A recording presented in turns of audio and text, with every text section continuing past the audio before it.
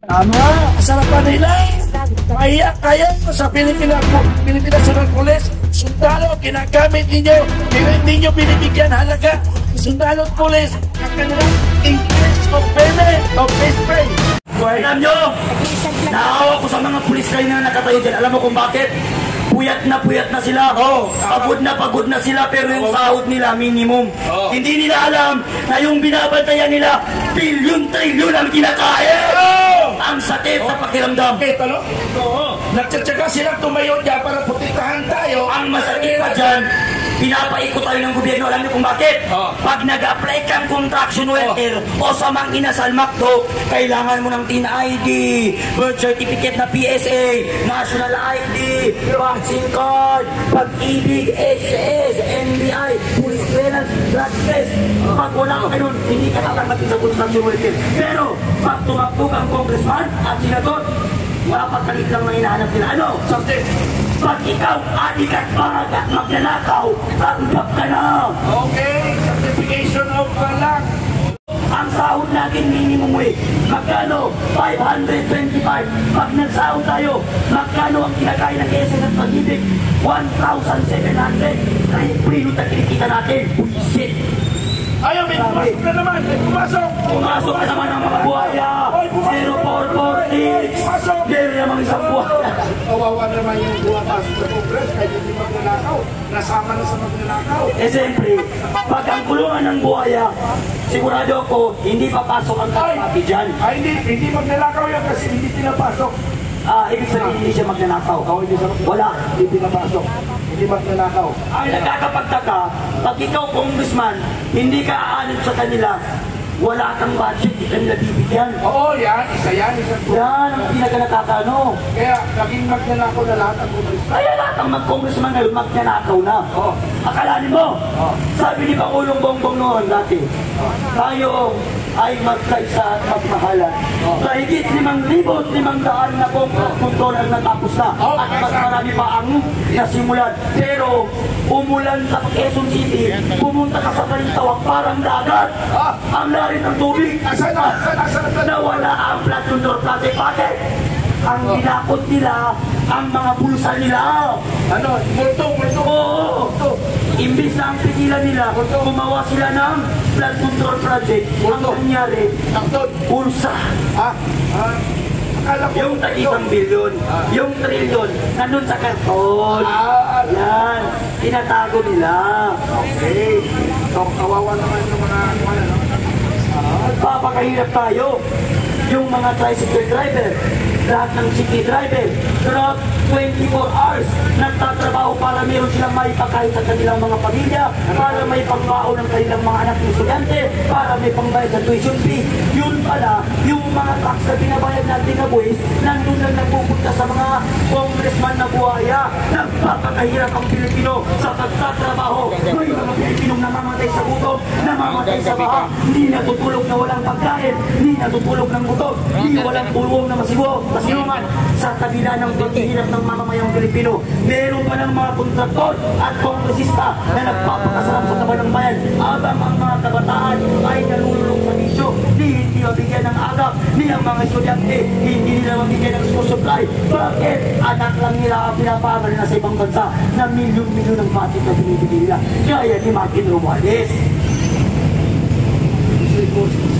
Kaya mga Pilipino, kung sawa na kayo sa korupsyon, kami ay sawa na rin. Kaya kami ay nandito sapagkat alam namin na itong kusahin ito, kalalagyan ng mga bakod. Na ang mga bakod na yan, pag yung nagpatayo niyan, uwis ng taong bayan, na bawat pumasok ang taong bayan dyan, dyan po nagsisimula. Ayan na naman, naka-escort na naman. Ano yan, mga buhaya? Buhaya! Ayan, ini-escortan. Ang alam ko, ini-escortan ng highway patrol. Paparating na po. Presidente, Vice President. Paparating na. Bawal yan, ginawa nyo. Buhaya. Bawal yan, bawal.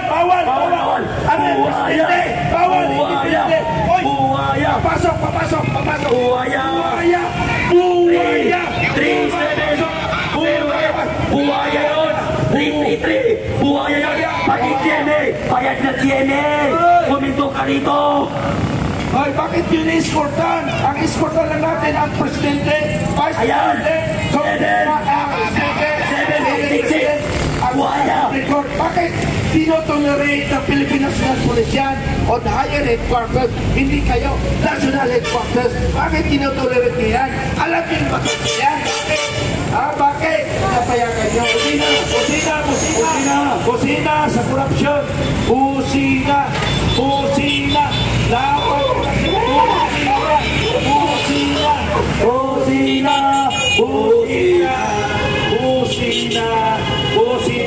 Laban sa korupsyon.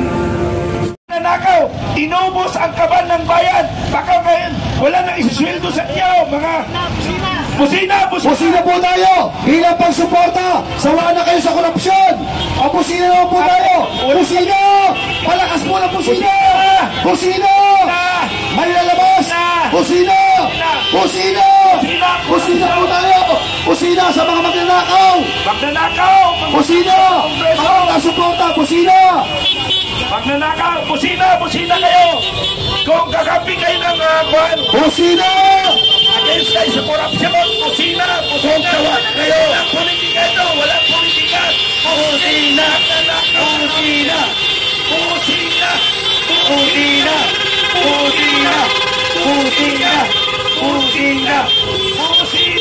para sa magnanakaw ang Kongreso! Inubos ang kaban ng bayan! May buhaya na naman lumabas! Naka-brown yung kotse ng buhaya lumabas, oh! Putang ina! Okay! Martin magnanakaw! Martin magnanakaw! Magnanakaw si Martin! Mga kapatid, kung sawa na kayo sa korupsyon, isang silbato naman dyan! Silbato mga kababayan! Busina! Silbato sa Bisaya! Silbato sa Mindanao! Busina! Kung kayo ay galit sa korupsyon, busina! Kung galit kayo sa korupsyon, busina! Kung galit kayo sa korupsyon, ang aming pinaglalaban, ayaw namin maubos ang kaban ng bayan! Inuubos si Romualdez! Tarantadong Romualdez na yan! Hinaamong kita ng suntukan! Hinaamong kita sa harap ng gate! Kung lumabas ka, punyeta ka! Hinaamong kita, Romualdez! Lumabas ka! Please, mga security guard, imbitahan nyo si Congressman Romualdez dyan sa harapan. Pupuntahan ko sa dyan. Yan na. Ayun na. Hinatid na ang burakot. Asa na? Asa na si Romualdez? Ayun, no? Asa na? Ayun. Hala, tumago eh. Takot na sa kanyang anino. Gagot siya. Duwag pala si Martin Romualdez. Huwag pala, pero nag-uubos ang kaban ng bayan. Inubos ang kaban ng bayan. Akala mo, pera mo yan. Pera ng taong bayan yan.